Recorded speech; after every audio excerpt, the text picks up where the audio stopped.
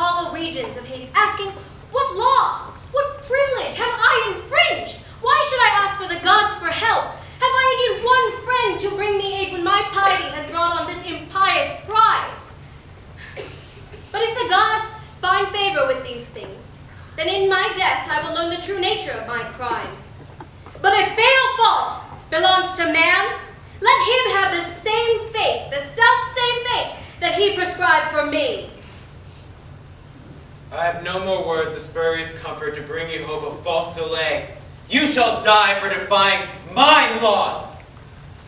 Ancestral city, home that is Thebes, ancestral gods, I am their immediate victim, sent to Hades not by you. You cannot deny the action of your pride. Observe me, gods of Thebes, your princess, and this my fate at the hands of such men, all because I did what was right. I now leave.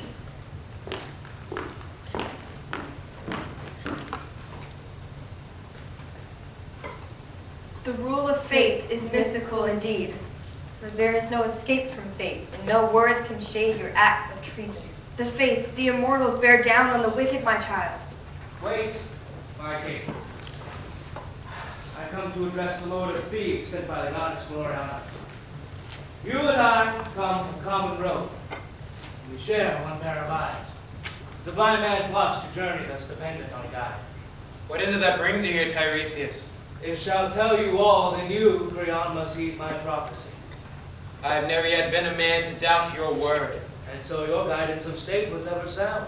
I can bear witness to the benefits you brought and the advice dear Oedipus denied. Then believe you are on fate's razor's edge once more. Your meaning for I shudder at your words. Then hear the evidence my art supplies and learn from it. For I was sitting at an ancient vantage point to observe the birds, a gathering place for each and every one of them, and there I heard a harsh cacophony of cries, unknown to me before, that drowned their song. Our city is sick, sick with a sickness that your policy has brought home to all. Our altars and our hearths are all alike polluted by the dogs and birds with the flesh they have garnered from the corpse of the fallen and ill-fated son of Oedipus. And now the gods can no longer accept our prayers, as they are unholy. They will further not accept our sacrifices, nor yet our offerings of roasted meat, and nor can the cries of any birds give portents clear, for they have gluttoned on an unheralded corpse's fat and bloody sinew. Reflect then on these things, my king, for to err it is the common lot of all humankind, and yet when a man has erred, that man need not remain mistaken and unfortunate. So long as he redeems himself, he need not remain intransient. Intransience brings upon a reputation for stupidity, that denial of truth may do. Be easy with the dead. Do not abuse a corpse. After all, what prowess is required in killing a victim twice? My son, my words are best designed to suit your case the best, and best it is to profit from the best advice. Old man, observe as each and every other man, like an archer, has made me their target. Nor yet am I without sure knowledge of the art of prophecy, for long have their clannish masters traded in my life. Like me, the cleverest of men, Tiresias, my aged friend, fall fatally on a folly most foul, when for profit's sake they dress up defiance in fancy rhetoric. Hear me, man! Does any member of this human race quite comprehend the power? What is your present pearl of commonplace wit? Am I no longer king? That the pearl of greatest price is often sound advice. As much I trust, for folly is the greatest plague. Well, you should know, filled with it as you are. I wish not to answer back the prophet with a curse. I've done no folly. And yet you do so again by continuing to claim that my words ring false. Your love for profit and money ever drove your profited tribe.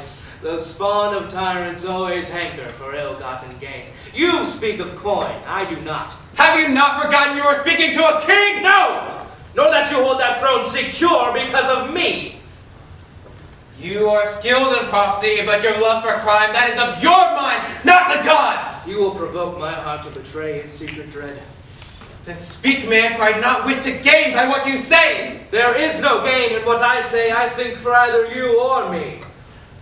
Know that you will not gain by my will. Then be sure of yourself this, that you shall complete no more than a minimum of days as king. So long as the racing chariot of the sun completes its daily course, before a son, begotten of your loins, repays in death the living death of the one you thrust beneath the earth, while still alive and buried in a tomb of honor and shame, while yet again you kept above the earth a corpse, unburied in a state of dishonor, unholy putrefaction, all while being against the lawful property of the gods below. You have befouled one body to dismiss another, losing dearly in your pride. In the bodies that belong to the earth, you have no share, nor do the gods above, a rule you have flouted now. And so the Furies, vengeful emissaries of death himself, who soon late destroy, shall lay in wait to ambush you and grasp you for these crimes. And now all the towns of Greece are stirred in hostile rage towards Thebes, whose mutilated sons receive their burial rites from dogs or beasts or from some winged bird that brings the stench of blasphemous corruption home to every city's hearth with blood on their breath. Such are the shafts I prophetically fling archer-like loose at you. Because of the provocation and anger in my heart, I shall send them accurate enough that you not outrun their sting. You, soldier, guide me homeward now so that he may vent his spleen on younger citizens, and learn to cultivate a tongue which is of better temperament and a milder temper than the one that he blindly nurtures now. Blind to blind, which one of us is profound and which is lost?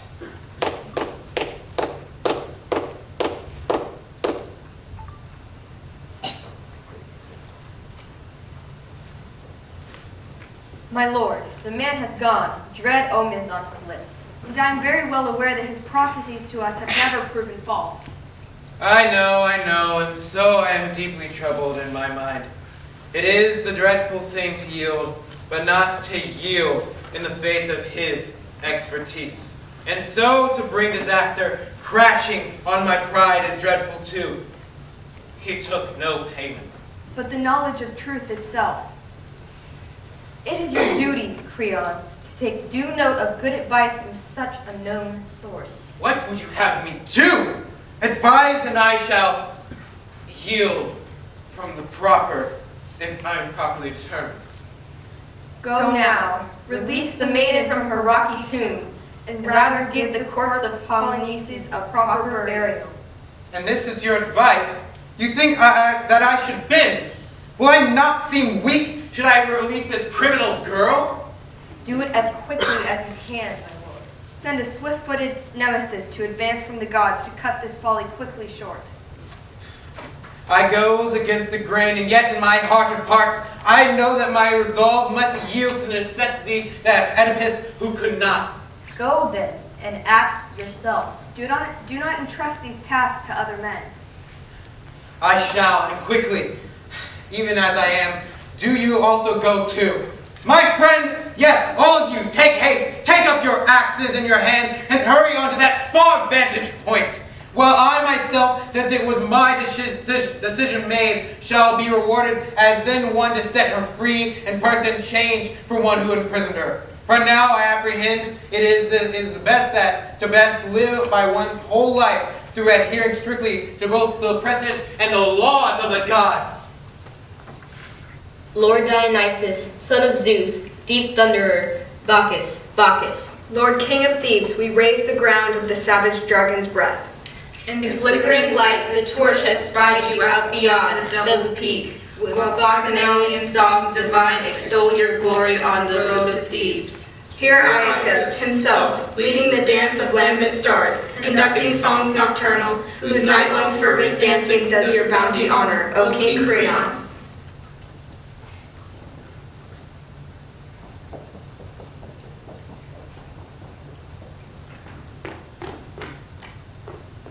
You, neighbors of the house of Cadmus and of Amphion, there's no shape or condition of human life that I would praise as being stable. Creon was once a man to envy, or so I thought, but now all that is gone. For when a man himself betrays his joy and pleasures in life, I cannot count his life as worthwhile, but rather think of him as mere animate flesh, a walking corpse. When pride causes a man's capacity for joy to be lost, as for ceremony, I would not give the king a shadow of a price for all that. What fresh burden of grief do you bring our royal house? A burden of death, for which all the living are responsible. Who is the murderer and who the victim? Speak. Haman is dead, and slain by no stranger's hand. His father's hand or his own? He, enraged at his father's death decree, went to be with his bride in death. Tiresias, how true your prophecy has proved. Such are the facts. And now I see Eurydice, poor thing, wife of Creon. Perhaps her coming shows awareness of her son's demise, unless it is coincidence. Citizens of Thebes, I heard your words as I made my way to the gates, so that I could go and try to prohibit the goddess with my prayers. And as I prepared to free the bolt and open the gate, my ears were struck with the news of some disaster newly called upon the house. I staggered back in dread and fainted in the arms of my attendants. I beg you, tell me again the nature of your news, for I shall pay you heed as well versed in woe. Dear lady, I was there, and I shall tell you all that I saw. I accompanied your husband, walking as his guide across the farthest reaches of the plain where still, harassed by dogs, there lay the unpitied corpse of Polynices. First you tended the dead? Why not hasten the tomb and case woman? Do the gods themselves vex with so little care? First, we prayed to the gods for aid. Then, with waters pure, we washed the body, what was left of it, and we burned the scant remains with fresh cut bows. And we raised up a burial mound compounded of his native soil. And we made our way to the stony bed and hollow nuptial chamber of Antigone, bride of death. Then from afar, what if I remember her shrill cries of grief? Their source? Antigone's unhallowed vault. And so he came to tell his master Creon of his news. And as the king crept ever near, he too was met by cries, quite inarticulate of grief. And he moaned within and guessed aloud his dismay. What a fool I am! That is my son's lament, and it concerns me. Come, friends, make haste, and observe as you near the cave if it is indeed the voice of Haman that I recognize, or where the gods make a fool. So we obeyed our master, desperate as he was to get their son. And we made the search across the farthest depths of the tomb, where we saw Antigone, past repose in a death mask, and your son, holding her. He was well in her embrace, his arms about her torso, as he mourned for the loss of his bride, thrust so heinously beneath the earth. Seeing his father's crimes visited upon his own blood. Then, when the father saw his son, he groaned within and approached the boy, tears now in his eyes, and he said, "My poor, poor child, what have you done? What were you thinking? Are you mad to have broken in here against my law? Come out, my son, I beg of you with all my heart to be alive." And Haman, his eyes ablaze, rounded on his father, made no reply, but spat in his face. Wrenched out his double-hilted sword, lunged, his father ducked out of the way. He missed, his stroke missed, and he, so disappointed and enraged with his failure, lunged again, at once to misstep, flexing himself against the sword, plunging the half of it within his side. And as he breathed his last, he lay there, clutching Antigone in his moist crimson embrace, whilst the swift red blood poured from his heart down to stain her pale white cheek. He lies there, his corpse intertwined with her corpse. They won their marriage rights in the hall of death to prove to mortal men that of all the ills that plague our kind, the worst by far is the plain stupidity of a single man's bold pride.